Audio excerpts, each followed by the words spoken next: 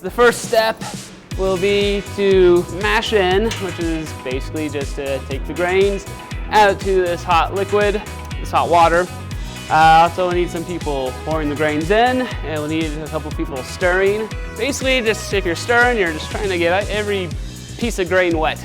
And basically, we don't want to splash because we don't want to introduce oxygen into the mix, because oxygen can create some off flavors later down in the process. And that is the wheat.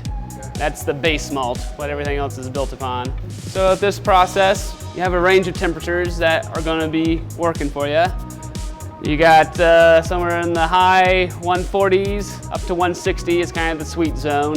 If you're too low, then you're not converting any of the sugars into fermentables. If you go too high, then you will again get some off flavors. You'll pull some tannins out of the grains. It'll be bitter, but it won't be like an IPA bitter. It'll be a really harsh, unpleasant bitterness. Within that range, between that high 140s and 160 range, if you're on the low end, then you have a thinner beer with more potential alcohol and a dry finish.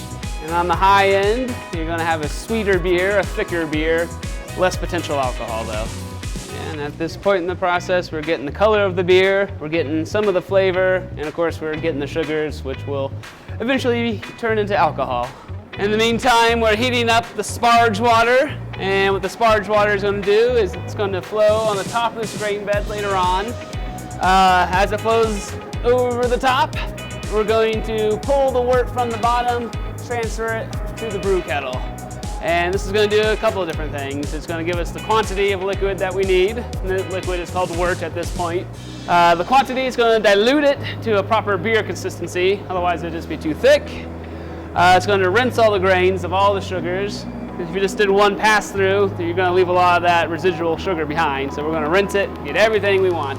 And these are tri-clamps. These hold the whole thing together. Heating this up just a little bit more, and I'm recirculating because I don't want the wort on the bottom to get scorched. So I'm keeping it moving on the bottom so it doesn't have a chance to get burnt.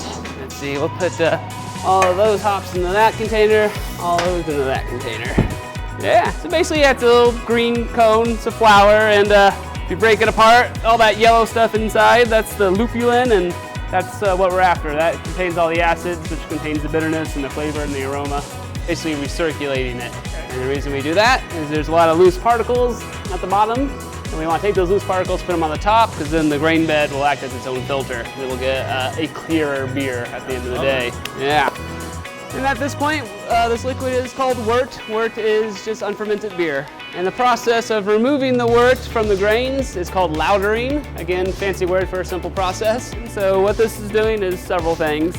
Most importantly, it's rinsing the grains. This whole process, mashing process, is about extracting the sugars from the grains so that the yeast can have something to eat later. It's also going to give us the quantity of beer that we want. It's also going to give us the consistency that we want. It's going to thin it out a little bit. It's also going to keep the grains floating. And if the grains are floating, then the water has an easier time going through from the top to the bottom. And we'll start this whirlpool, get this whole thing swirling, and the whirlpool itself will push it together. And then at the end of the day, when we pump all of this wort off, we can look inside, we'll see a nice cone of hops left inside. So yeah, after this, I'll go through the chiller.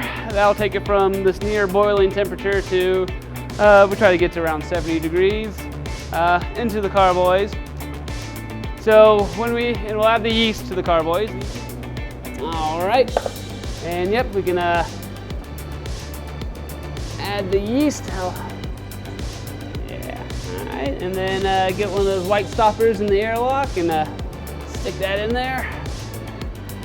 We got kind of an egg drop soup effect going on here. That's called the protein break, or the cold break, and that's basically protein that's separating from the rest of the liquid. And with a little bit of time, all that will fall to the bottom.